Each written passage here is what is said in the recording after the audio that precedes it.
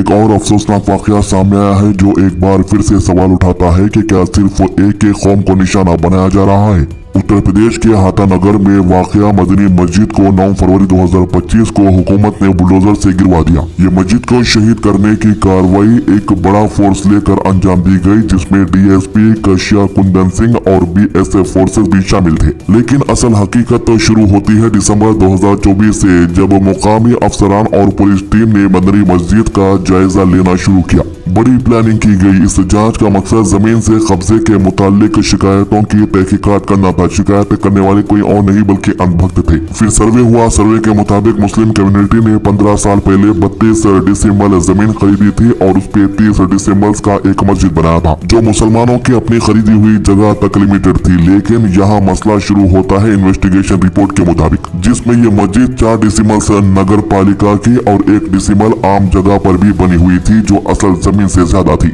जब survey report सामने आई तो डिस्ट्रिक्ट एडमिनिस्ट्रेशन ने मदनी मस्जिद के जिम्मेदार लोगों को ऑफिशियल नोटिस भेजे और कहा कि अगर मस्जिद के मकबूल होने के दस्तावेज, नक्शे वगैरह है तो 15 दिन के अंदर जमा करवाई। ये भी कहा गया था कि अगर डॉक्यूमेंट सबमिट नहीं किए गए तो कानूनी कार्रवाई होगी। लेकिन मस्जिद के जिम्मेदार अफराद वक्त पर इनका जवाब देने में नाकाम रहे और कोई भी ठोस डॉक्यूमेंट सबमिट नहीं कर सके। इस वजह से हुकूमत ने मस्जिद गिराने का फैसला ले लिया। जब हाई कोर्ट का स्टे ऑर्डर खत्म हो गया तो बिना किसी रुकावट के बुलडोजर भेज दिया गया। आपको बता दूं, या उत्तर प्रदेश रहो या मध्य प्रदेश रहो, जानबूझ के पुरानी मस्जिदों को डॉक्यूमेंट्स बताने के लिए कह रहे, अगर वो नाकाम हो रहे बताने के लिए तो गिराया जा रही। और ये मस्जिद 28 डिसमिल हाजी साहब की खरीदी हुई अपनी निजी जमीन पर बनी है।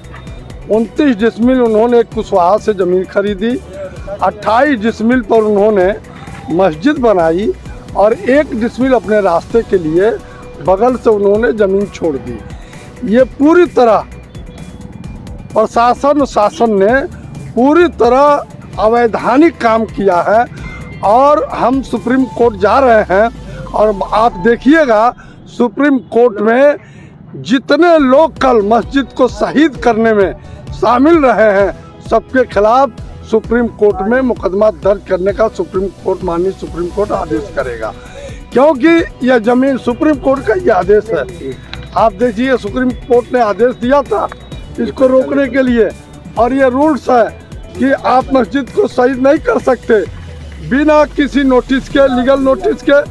8 तारीख को स्टे ख़त्म होता है और 9 तारीख को मस्जिद को शहीद कर दिया जाता है। ये मस्जिद शहीद करने के पीछे मकसद मस्जिद शहीद करना तो था ही, कुंभ से लोगों का जो हजारों लोग मरे हैं कुंभ में, उससे ध्यान हटाकर मस्जिद के तरफ करना था।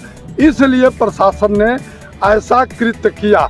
यहाँ पूरी तरह 10 थानों की फोर्स, पीएससी और एसडीएम सीओ कोतवाल मौके पर खड़े होकर इस घटने को अंजाम दिए हैं।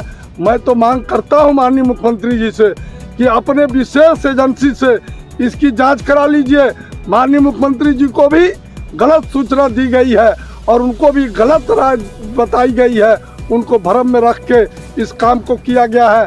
हम आज भी चैलेंज करते हैं कि 100% हाजी साहब ने अपनी ज़मीन पर मस्जिद बनाई है और मस्जिद किसी दूसरे ज़मीन पर बन भी नहीं सकती। ये हम लोगों का धर्म अलाउ नहीं करता। इसलिए हाजी हामिद साहब कोई ऐसे व्यक्ति नहीं है दुनिया में जिनकी इज्जत और पहचान है। हाजी हामिद साहब ने अपने बैनामे की ज़मीन में मस्जिद बनाई थी। इस मस्जिद को शहीद करके इस जिले को सांप्रदायिक शक्तियों के हाथ में देने का लक्ष्य जो प्रशासन का है, हम लोग उसको कल कामयाब नहीं होने दिए।